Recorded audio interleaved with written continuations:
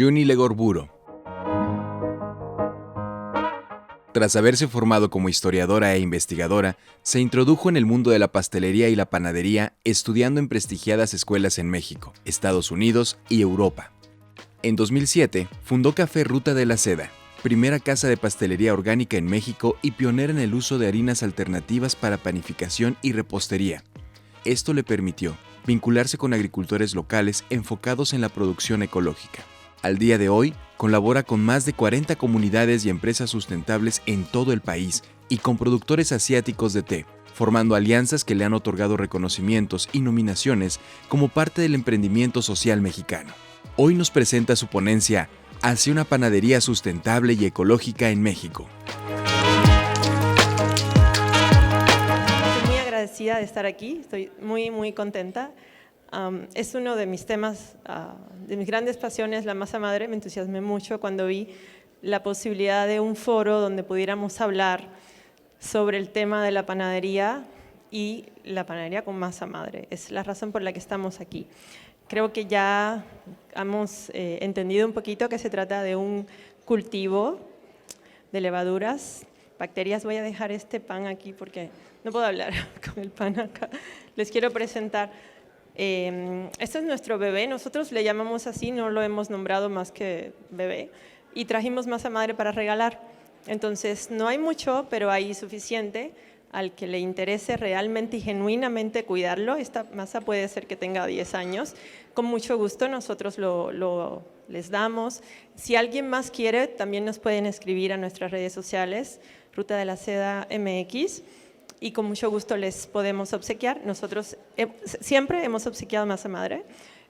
Obviamente no la vendemos porque no nos dedicamos a esto, pero con mucho gusto compartimos una pequeña porción que el equipo de chefs que está aquí nos ayudó a preparar para hoy, para el evento. Y pues también les vamos a compartir después un documento donde viene cómo alimentar esta masa madre y cómo elaborar un pan de masa madre, que pues es una forma bastante clásica, bastante tradicional. Entonces, pues aquí están los bebés que con mucho gusto les compartimos para que se puedan preservar en sus casas, ¿vale? Bueno, pues nosotros abrimos en 2007 en Coyoacán. Somos una casa de té, cafetería, especializados en un inicio en repostería orgánica. Fuimos la primera casa de pasteles orgánicos en México. Esto es con un mínimo de 70% de ingredientes orgánicos certificados. Incursionamos en la panadería aproximadamente en 2010 y en 2011 creamos nuestra célebre concha de matcha. Es uno de nuestros panes insignias y el matcha es una de nuestras especialidades. Desde un principio nosotros tuvimos pues varios valores dentro de nuestro concepto, nuestra misión, que se fundamentan en el uso de ingredientes orgánicos, el trabajo con pequeños productores, y esto nos ha hecho merecedores de diferentes premios y reconocimientos dentro del emprendedurismo social en México. El concepto tiene como base efectivamente el trabajo con productores, pero también el uso de ingredientes alternativos y harinas, especialmente alternativas al trigo. ¿A qué me refiero? Bueno, no solamente usamos trigo, usamos aproximadamente una docena de harinas alternativas que van desde el amaranto, la espelta, el alforfón, el mezquite, etcétera, desde el principio. O sea, basamos todo nuestro trabajo en una investigación y a partir de ahí introducimos estas harinas en diferentes porcentajes dentro de la panificación. Trajimos algunas muestras, ya por los tiempos no sé si vamos a poder probarlo, pero bueno, la intención era que conocieran un poquito el trabajo que hacemos y hablarles sobre el concepto básico de sustentabilidad. No sé si conocen las estadísticas sobre el trigo y la panificación en México, son muy interesantes. México importa el 80% del trigo que utiliza y produce muy poco. La cantidad que se produce además año con año va disminuyendo. Casi un 20% disminuyó los años pasados a la fecha la producción de trigo nacional. Entonces hablar de una panadería sustentable ciertamente nos hace ver una panadería donde utilicemos un trigo nacional, pero ¿cómo vamos a usar un trigo nacional si aquí casi no producimos trigo? Lo poco que se produce pues, no está al alcance y hay diferentes variedades, no voy a profundizar mucho en eso, pero sí, ciertamente es un tema que a mí particularmente me apasiona. Cuando yo comencé en 2007, la primera tarea, la primera misión, la más difícil que he tenido hasta la fecha fue buscar productores de trigo ecológico. En aquel momento hablar de harinas ecológicas era como algo muy raro, la gente no sabía, ni los clientes, ni incluso los proveedores. Y lo primero que me encuentro es con una harina de trigo no blanqueada, era como lo más natural que se podía encontrar. Esto fue antes de abrir nuestras puertas en Coyoacán. Sin embargo, comenzamos a investigar y terminé importando trigo y otras harinas alternativas, pseudocereales y demás durante aproximadamente 7 años, hasta que finalmente comenzaron a producir en México. Realmente se han producido sistemáticamente a lo largo de los años trigo de manera ecológica, pero no podíamos por muchos motivos trabajar con estos pequeños productores. Y finalmente salieron varios productores hace aproximadamente unos 7, 8 años al mercado. Puebla, Tlaxcala fundamentalmente es donde está el trigo que ahorita utilizamos. También hay algo en Sinaloa y en Sonora, en Baja. Sin embargo, nosotros trabajamos con estos productores y ese fue el primer paso para comenzar a utilizar trigo mexicano. Hasta esa fecha, yo traía directamente desde Estados Unidos las harinas orgánicas, porque eso ha sido como el primer no negociable del concepto. O sea, utilizar ingredientes orgánicos, harinas alternativas orgánicas o ecológicas. Hablando un poquito sobre la diferenciación, orgánico se refiere a un sello específico y se refiere a a una manipulación dentro de la agricultura o la ganadería, lo más natural posible, lo menos invasivo, y está claramente identificado y comprobado de los beneficios de los ingredientes orgánicos en la salud humana, porque están libres de herbicidas, fungicidas, pesticidas. Y bueno, pues esto tiene un gran impacto para el medio ambiente, para la salud humana, para la salud de los animales, la biodiversidad, etcétera, etcétera. Entonces, pues digamos que dentro de los valores nuestros estaba el trabajo con estos ingredientes, también con las harinas, y fue un gran reto encontrar harinas en México hasta hace realmente muy poco. No obstante, sí es posible encontrar variantes de trigo mexicano. Hay que hacer una gran investigación. En su momento, hace muchísimos años, me acerqué al CIMIT, que es el Centro de Estudios sobre el Trigo y el Maíz, que no sé si conocen, probablemente los científicos que aquí lo ubican muy bien. Ellos me invitaron también a un simposio de trigo en 2016, hace un montón de tiempo, y ahí estaba yo como panadera hablando en medio de todos estos productores de trigo que están enfocados en obviamente obtener más trigo, cómo tener más resistencia, cómo producir más, y yo hablando de la necesidad que tenemos los panaderos mexicanos y sobre todo los panaderos artesanales y los panaderos, digamos, de pequeños negocios, de tener acceso a harinas de calidad locales, pero de calidad. Es cierto que el trigo orgánico tiene algo que probablemente ustedes no conozcan, que es una proteína muy baja con la cual nosotros luchamos todos los días.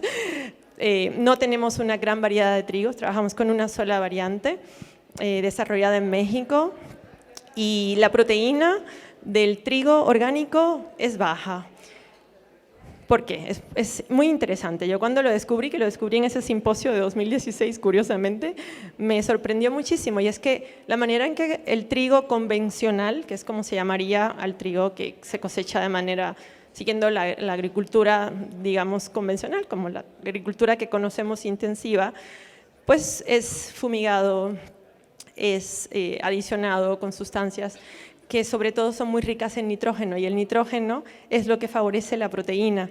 Por eso los trigos no orgánicos o convencionales tienen unas proteínas muy fuertes, y es difícil, que sí se puede, claro, encontrar variantes orgánicas de proteína alta, pero estamos hablando de que nosotros trabajamos con una proteína de 11.5, versus los trigos de proteína fuerte, que son los que generalmente se usan en casi todas las masas saladas. Estamos hablando de 13.5, y hay otros factores más de las fichas técnicas, de las especificaciones, pero nosotros particularmente tenemos un reto por lo mismo, ¿no? Porque tenemos un trigo, una harina que proviene de un trigo con bajo nitrato, por lo tanto baja proteína, y esto puede ser, digamos, un reto para la panificación.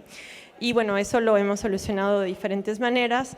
Por eso trae un poco el Pandoro. No era parte de la charla era enfocada hacia el trigo, hacia la masa madre, los valores de la masa madre, que nuestros colegas del ESAFRE lo han hecho muy bien.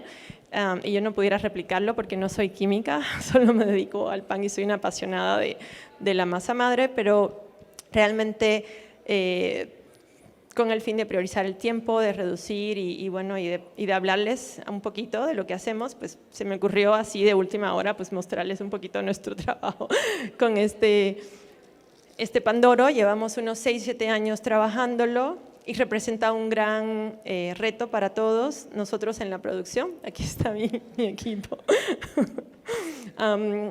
Es, digamos, el pan insignia nuestro dentro de la panadería festiva navideña y dentro de la panadería dulce, y un pan del que estamos muy orgullosos. Probablemente los italianos dirían, no se puede porque no tienes el trigo de fuerza altísimo que necesitamos, con una alta extracción, extensibilidad, con un W de 350, o sea, su forma de trabajar y demás, pero nosotros lo hemos logrado con nuestro trigo orgánico local mexicano. ¿Y cómo se elabora esto? Pues esto es el resultado de un cuidado de la masa madre a lo largo de muchísimo tiempo. Primeramente, para nosotros trabajar este pan, tenemos que diferenciar que, bueno, también probablemente hablaron ya de los diferentes tipos de masas madres y los diferentes nombres que tienen.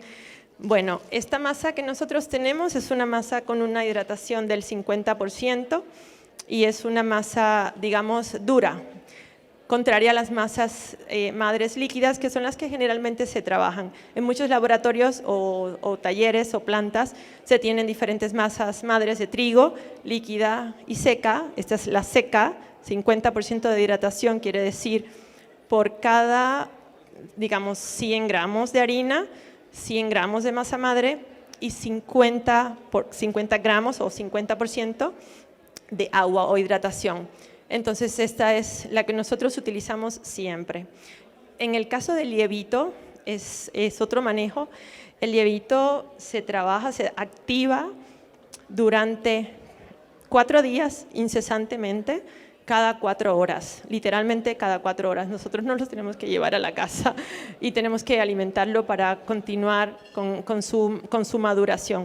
Esto hace que esa acidez que normalmente tendría un pan de masa madre, en el caso de las masas dulces fermentadas no lo tiene tan elevado, ¿no? Sabemos que dentro de este campo interesante de levaduras y bacterias, lo realmente más interesante dentro de estos lactobacilos tienen que ver con la fermentación láctica, que es lo que estamos tratando de propiciar.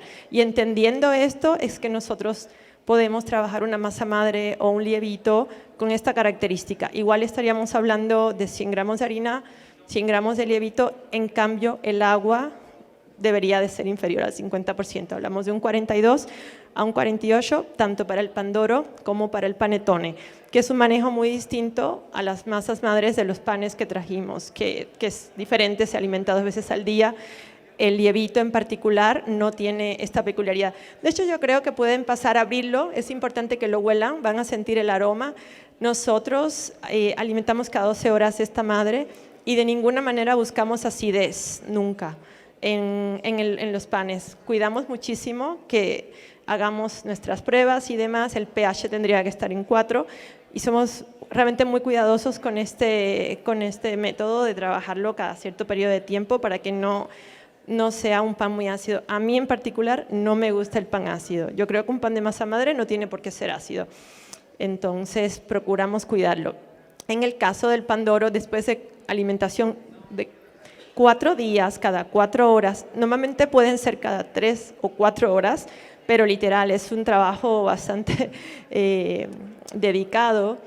Logramos nuestra primera masa y luego nuestra segunda masa y luego nuestra tercera masa. Cada una puede estar oscilando entre 3, 4, 6 horas.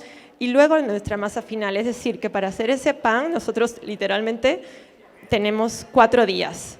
4 días más 4 días, se puede decir que es una semana para lograr un pan que normalmente en México no pudiéramos lograr tan fácilmente con un trigo con esta proteína tan baja. Entonces,